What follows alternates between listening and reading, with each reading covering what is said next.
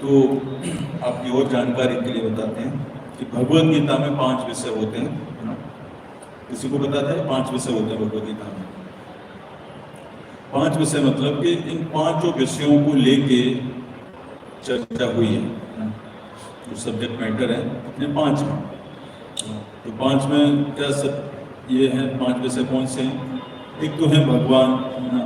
भगवान के बारे में बताया गया है कि भगवान कौन है और कहाँ रहते हैं भगवान, क्यों आते हैं यहाँ पे भगवान, कैसे होते हैं भगवान, उनका उद्देश्य क्या होता है यहाँ पे आने का, और कैसे वो ईश्वर हैं, स्वामी हैं, उस सबके लाइफ में कैसे वो क्या है कि योगदान दे रहे हैं ना, और सबके लाइफ में क्या इंटरफेयर भी कर रहे हैं, इस संसार को भी बना रहे हैं।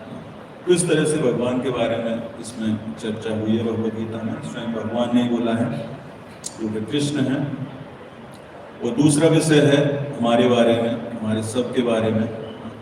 तो बहुत सारे क्या है कि जीवात्मा है, आत्मा। भगवान क्या है, किसी को अर्जुन को केवल वहां पे अर्जुन को ही अर्जुन बोले और किसी का नाम नहीं लिया,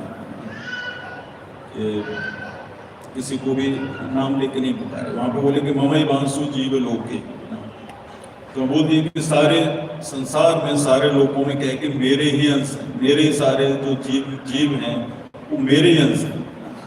तो सबका अपना सबको अपनी संतान बताई भगवान। तो जीवात्मा भी क्या है 2 प्रकार के होते हैं।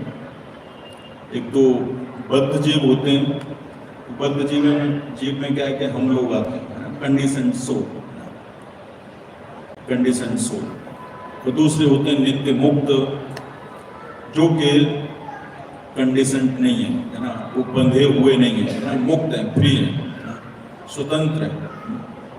तो ये 2 प्रकार के जीवात्मा के बारे में बताया गया है।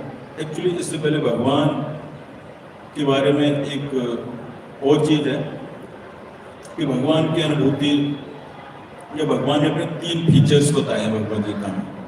एक तो ब्रह्म, निराकार ब्रह्म, दूसरा परमात्मा, और तीसरे स्वयं भगवान।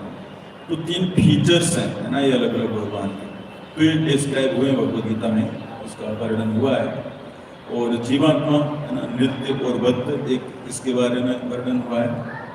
और तीसरा ये प्रकृति जो है ना, इसका हम शरीर लेके जी रहे हैं यहाँ पे, है ना, और बद्ध इसने किया हुआ है, हमको प्रकृति ने सबको बांधा हुआ है।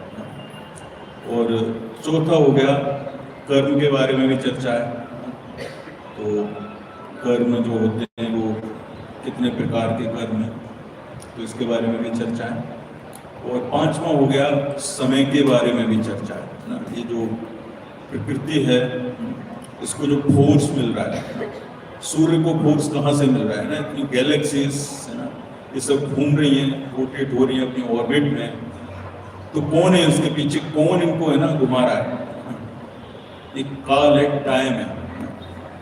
ये तो आप लोगों ने महाभारत देखा होगा, जो पुराना वाला जो है, उसमें क्या आता था सबसे पहले कि मैं काल हूँ और मैं सबको, है ना, आगे बहुत कुछ बोलते थे वो। तो समय जो कि दिन रात हो रहे हैं इसके कारण, हमारे शरीर बढ़ रहे हैं इसके कारण, लोग डिस्ट्रॉय भी हो रहे हैं इसके कारण, नए लोग जन्म भी ले रहे हैं इसके कारण, ये बिल्डिंग्स है ना ये पुरानी हो जाती हैं इसके कारण। तो जितना भी परिवर्तन हो रहा है सृष्टि में, इसके पीछे जो फोर्स है वो काल है, टाइम है। और इसमें ये भी बताया गया है कि इस पूरी सृष्टि का, पूरे ब्रह्मांड का भी क्या है, एक समय है। ये ब्रह्मांड भी क्या है, परमानेंट नहीं है, ये संसार भी परमानेंट नहीं है। तो ये 5 विषय हैं, तो याद हो गए सभी लोगों को? कितने लोग हैं जिनको याद नहीं हुए ये 5 विषय? किस किस को याद नहीं हुए? नहीं हुए भी? तो 5 उंगली पहले तो याद रखें ना। पहला ईश्वर, जीव, प्रकृति, काल और कर्म। ईश्वर, जीव, प्रकृति, काल, कर्म, इनको एक साथ कौन बोलेगा? बोलिए, सरल।